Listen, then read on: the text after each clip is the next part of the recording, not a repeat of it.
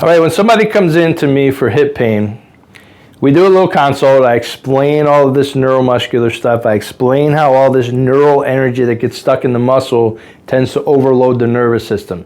So I give everybody a really scientifically sound, logical, physics-backed baseline of education as to why they are the way they are. I don't ever get people coming in with hip pain that I just go, all right, let's just dig in and work on your hips, because that's not what it's all about. That's what most other people do.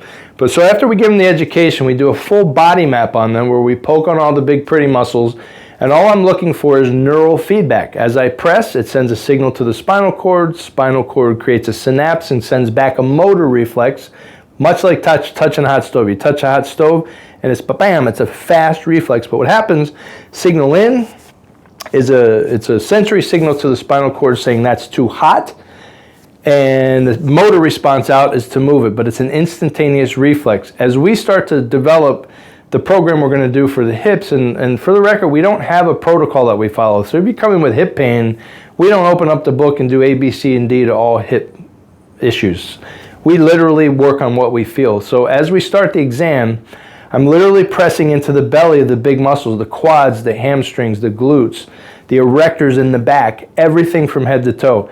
The main issue with hips is quad and hamstring imbalance, mostly quad.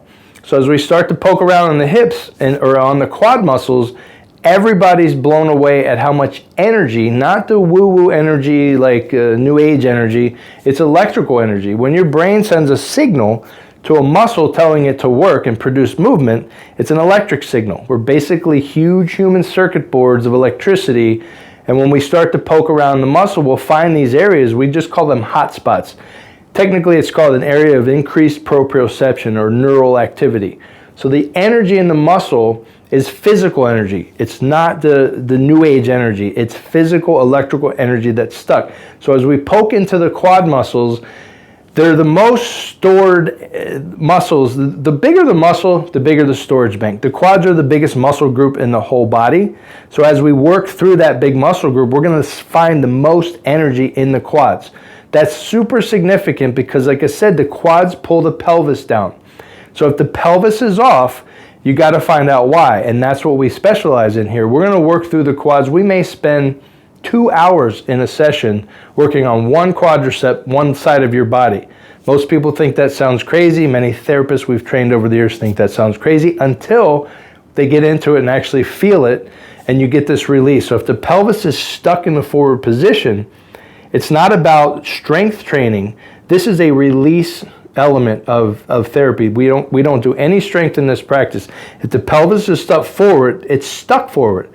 We're going to release the muscles that are holding it to stabilize it back to a normal position. At that point, after we've released everything, it makes perfect sense to now throw strength at it to hold it. But what most people realize is all we're doing is getting you back to normal.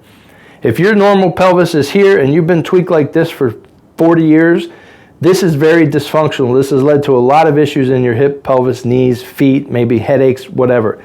We put you back here, that's just normal. All that is normal, but most people freak out and they go, what the heck has happened? I feel so much better, and all you did was poke on my quads. But that's basically how simple this is when you really understand it. It's not that simple when you get into it for us. I mean, I've done this half my life, so it's very simple for me. But when people understand the science behind it, they really appreciate it. So it's not a matter of strength training your way out of this thing. It's about releasing the muscles to stabilize you.